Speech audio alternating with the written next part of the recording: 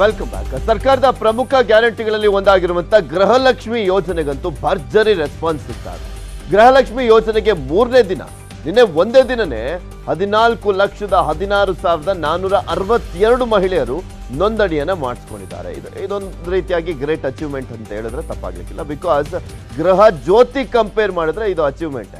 ಈ ಮೂಲಕ ಈವರೆಗೂ ನೋಂದಣಿ ಮಾಡಿಕೊಂಡಂತವರ ಸಂಖ್ಯೆ 22,90,782 ಆಗಿದೆ. ಇನ್ನು ಸೇವಾ ಕೇಂದ್ರಗಳು ಭಾನುವಾರ ರಜೆ ಇರುವಂತ ಹಿನ್ನೆಲೆಯಲ್ಲಿ ಗೃಹಲಕ್ಷ್ಮಿ ಯೋಜನೆಗೆ ಅರ್ಜಿ ಸಲ್ಲಿಸಲಿಕ್ಕೆ ಸಾಧ್ಯ ಆಗೋದಿಲ್ಲ. ಮಹಿಳೆಯರು ಸೋಮವಾರದಿಂದ ಮತ್ತೆ ಅರ್ಜಿ ಸಲ್ಲಿಕೆಗೆ ಮುಂದಾಗಬೇಕು ಅಂತ ಮಹಿಳಾ ಮತ್ತು ಮಕ್ಕಳ ಕಲ್ಯಾಣ ಇಲಾಖೆ ತಿಳಿಸಿದೆ.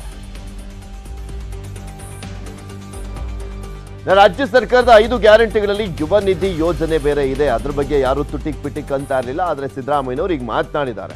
ಬಹುತೇಕ ಡಿಸೆಂಬರ್ನಿಂದ ಜಾರಿಯಾಗಲಿದೆ ಅಂತ ಮುಖ್ಯಮಂತ್ರಿ ಸಿದ್ದರಾಮಯ್ಯನವರು ತಿಳಿಸಿದ್ದಾರೆ.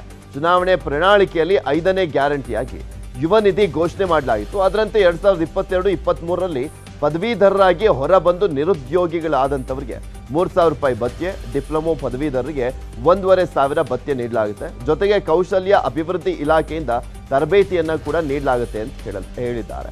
ಯಾಕೆ ಡಿಸೆಂಬರ್ ಅಂತ ಹೇಳಿದ್ದಾರೆ ಅಂದ್ರೆ ಅವರು ಈಗ ಆಲ್ರೆಡಿ ಪ್ರಣಾಳಿಕೆಯಲ್ಲಿ ತಿಳಿಸಲಾಗಿತ್ತು. ಅವರು ಪಾಸ್ ಔಟ್ ಆದ 6 ತಿಂಗಳ ಒಳಗಡೆ ಅವರಿಗೆ ಉದ್ಯೋಗ ಸಿಗದೇ ಇದ್ದಾರೆ 6 ತಿಂಗಳ ಆದ ನಂತರ ನಾವು 3,000 ರೂಪಾಯಿ 1,500 ರೂಪಾಯಿ ಕೊಡ್ತೀವಿ ಅಂತ ಹೇಳಿದ್ರು. ಸೊ ಹೀಗಾಗಿ ಡಿಸೆಂಬರ್ ಇಂದ ಅದು ಕೌಂಟ್ ಆಗುತ್ತೆ. ಇನ್ನು ಧರ್ಮಸ್ಥಳದಲ್ಲಿ ಅತ್ಯಾಚಾರಕ್ಕೆ ಒಳಗಾಗಿ ಕೊಲೆಯಾಗಿದ್ದಂತ ಸೌಜನ್ಯ ಪ್ರಕರಣ ಮತ್ತೆ ರಾಜ್ಯದಲ್ಲಿ ಸದ್ದು ಮಾಡ್ತಾ ಇದೆ. ಕರಾವಳಿ ಭಾಗದಲ್ಲಂತೂ ಪ್ರಭಾವಿಗಳ ಮೇಲೆ ಮತ್ತೆ ಆಕ್ರೋಶ ವ್ಯಕ್ತವಾಗ್ತಾ ಇದೆ. ಇಡೀ ಪ್ರಕರಣವನ್ನ ಮರು ತನಿಖೆ ನಡೆಸಲಿಕ್ಕೆ ಸರ್ಕಾರ ಆದೇಶಿಸಬೇಕು ಅಂತ ಹರೀಶ್ ಪೂಂಜಾ ಸಿಎಂ ಸಿದ್ದರಾಮಯ್ಯನವರಿಗೆ ಮನವಿ ಪತ್ರವನ್ನ ಸಲ್ಲಿಸಿದ್ದಾರೆ. 2012ರಲ್ಲಿ ಸೌಜನ್ಯ ಅತ್ಯಾಚಾರ ಮಾಡಿ ಕೊಲೆ ಮಾಡಲಾಗಿತ್ತು. 2013ರಲ್ಲಿ ಸಿದ್ದರಾಮಯ್ಯ ಸರ್ಕಾರ ಸಿಬಿಐಗೆ ಕೊಟ್ಟಿತ್ತು. 2023ರಲ್ಲಿ ಕೋರ್ಟ್ ಆರೋಪಿಗಳನ್ನ ದೋಷ ಮುಕ್ತಗೊಳಿಸಿತ್ತು. ಬಿಹಾರ ಸಿಎಂ ನಿತೀಶ್ ಕುಮಾರ್ ವಿರುದ್ಧ ಅವಹೇಳನಕಾರಿ ಫ್ಲೆಕ್ಸ್ ಹಾಕಿದ್ದಂತ 3ರನ್ನ ಬೆಂಗಳೂರಿನ ಹೈಗ್ರೌಂಡ್ಸ್ ಪೊಲೀಸರು ಬಂಧಿಸಿದ್ದಾರೆ. ಶೇಷಾದ್ರಿಪುರಂ ನಿವಾಸಿಗಳಾಗಿರುವಂತಹ ಶ್ರೀರಾಮ್, ಮೋಹನ್ ಮತ್ತು ನಂದಕುಮಾರ್ ಬಂಧಿತರು. ಮಹಾಗಠಬಂಧನ್ ಸಭೆ ವೇಳೆ ಆರೋಪಿಗಳು ನಗರದ 20 ಕಡೆ ನಿತೀಶ್ ಕುಮಾರ್ ವಿರುದ್ಧ ಅವಹೇಳನ ಮಾಡುವ ಫ್ಲೆಕ್ಸ್ಗಳನ್ನು ಹಾಕಿದ್ರು. ಈ ಬಗ್ಗೆ ಹೈಗ್ರೌಂಡ್ಸ್ ಪೊಲೀಸ್ ಠಾಣೆಯಲ್ಲಿ ಪ್ರಕರಣ ದಾಖಲಾಗಿತ್ತು. 3ರನ್ನ ಬಂಧಿಸಲಾಗಿದೆ. ರಾಜ್ಯದಲ್ಲಿ ಇಂದಿನಿಂದ ನೈಋತ್ಯ ಮುಂಗಾರು ಮಳೆ ಮತ್ತಷ್ಟು ಚುರುಕುಗೊಳ್ಳಲಿದೆ. ರಾಜ್ಯದ ಕರಾವಳಿ ಹಾಗೂ ಮಲೆನಾಡಿನಲ್ಲಿ ಜೋರು ಮಳೆಯಾಗುವಂತ ಸಾಧ್ಯತೆ ಇದೆ. ಈಗಾಗಲೇ ಉತ್ತರ ಒಳನಾಡಿನ ಹಲವೆಡೆ ಕಳೆದ 3-4 ದಿನದಿಂದ ಮಳೆ ಜೋರಾಗಿದ್ದು ಡ್ಯಾಂಗಳಿಗೆ ನೀರು ಬರ್ತಾ ಇದೆ. ಮುಂದಿನ 3-4 ದಿನ ರಾಜ್ಯದಲ್ಲಿ ಹೆಚ್ಚು ಮಳೆ ಹೆಚ್ಚಾಗುವಂತ ಸಾಧ್ಯತೆ ಇದೆ. ಕರಾವಳಿಗೆ ಇಂದು ಹಾಗೂ ನಾಳೆ ಆರೆಂಜ್ ಅಲರ್ಟ್ ಅನ್ನು ಘೋಷಣೆ ಮಾಡಲಾಗಿದೆ. ದಕ್ಷಿಣ ಒಳನಾಡಿಗಿಂದು ಯೆಲ್ಲೋ ಅಲರ್ಟ್, ನಾಳೆ ಆರೆಂಜ್ ಅಲರ್ಟ್ ಅನ್ನು ಘೋಷಣೆ ಮಾಡಲಾಗಿದೆ.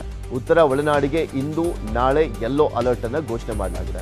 ಮೀನುಗಾರರು ಸಮುದ್ರಕ್ಕಿಳಿಯದಂತೆ ಎಚ್ಚರಿಕೆಯನ್ನ ನೀಡಲಾಗಿದೆ. ಇನ್ನು ಬೆಂಗಳೂರಿನಲ್ಲಿ ಮೋಡ ಕವಿದ ವಾತಾವರಣ ಮುಂದುವರಲಿದ್ದು ಸಾಧಾರಣ ಮಳೆಯಾಗುವಂತ ಸಾಧ್ಯತೆ ಇದೆ. ಕೊಡಗಿನಲ್ಲೂ ಕೂಡ ಮಳೆ ಅಬ್ಬರ ಜೋರಾಗಿದ್ದು ಮಡಿಕೇರಿಯ ಕುಶಾಲ್ ನಗರ ಸಮೀಪದ ಹಾರಂಗಿ ಡ್ಯಾಂ ಭರ್ತಿಯಾಗಿದೆ. ಜೋರು ಮಳೆ ಆಗ್ತಾ ಇದ್ದು ಜಲಾಶಯಕ್ಕೆ 4,600 ಕ್ಯೂಸೆಕ್ ನೀರು ಹರಿದು ಬರ್ತಾ ಇದೆ. ಹಾಗಾಗಿ ಹಾರಂಗಿ ಜಲಾಶಯದಿಂದ ಕಾವೇರಿ ನದಿಗೆ ನೀರನ್ನ ಬಿಡಲಾಯಿತು. ಇನ್ನು ಮಡಿಕೇರಿಯ ಶಾಸಕ ಮಂತರ್ಗೌಡ ಹಾಗೂ ಹಾರಂಗಿ ಸಿಬ್ಬಂದಿ ಕಾವೇರಿ ಮಾತೆಗೆ ಪೂಜೆಯನ್ನ ಸಲ್ಲಿಸಿದ್ದಾರೆ.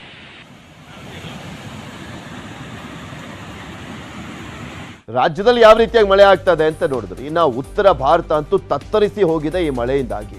ಎಲ್ಲೆಲ್ಲಿ ಯಾವ್ಯಾವ ರೀತಿಯಾಗಿ ಅಲ್ಲಿ ಮಳೆ ಆಗ್ತಾ ಇದೆ ಅನ್ನುವಂಥದ್ರ ಬಗ್ಗೆ ಇನ್ನಷ್ಟು ಮಾಹಿತಿಯನ್ನು ನೋಡ್ತಾ ಹೋಗೋಣ. ಆದ್ರೆ ಅದಕ್ಕೂ ಮುಂಚೆ ಒಂದು ಸ್ಮಾಲ್ ಬ್ರೇಕ್.